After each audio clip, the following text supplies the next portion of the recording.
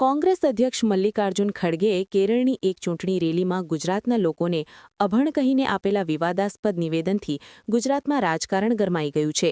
ભાજપના વરિષ્ઠ નેતા અને મુખ્યમંત્રી ભૂપેન્દ્ર પટેલે આ નિવેદનને અત્યંત આપત્તિજનક ગણાવીને કડક પ્રતિક્રિયા આપી હતી.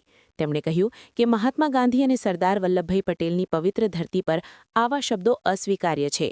તો નાયબ મુખ્યમંત્રી હર્ષ સંઘવીએ પણ ખડગેના નિવેદનને વખોડીને કોંગ્રેસ જાહેરમાં માફી માંગે તેવી માંગણી કરી છે. ગુજરાત અને ગુજરાતીઓ વિરુદ્ધની કોંગ્રેસની આ માનસિકતા આજકાલની નથી પણ વર્ષોની છે.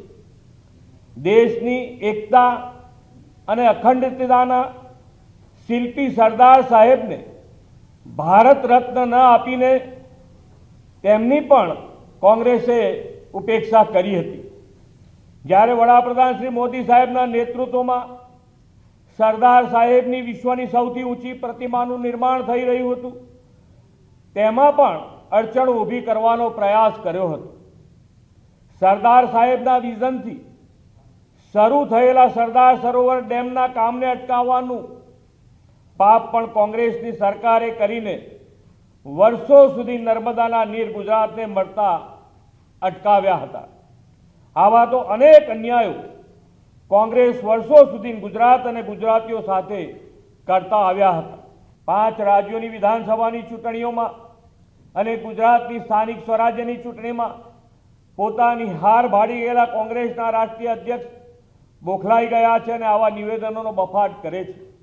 जब तक गुजरात में कांग्रेस जीतती रही तब तक गुजरात के लोग होशियार थे, गुजरात के लोग अच्छे थे.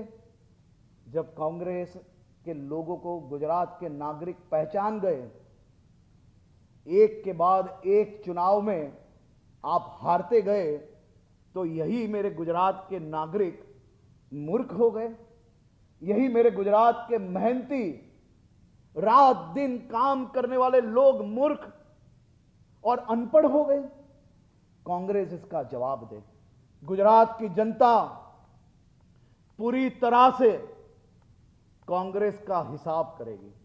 गुजरात की जनता आपको माफ नहीं करेगी.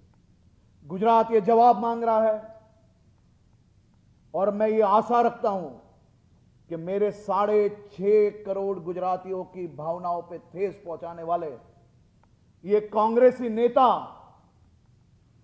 कांग्रेस कार्यालय से बाहर आके गुजरात की जनता को माफी मांगे.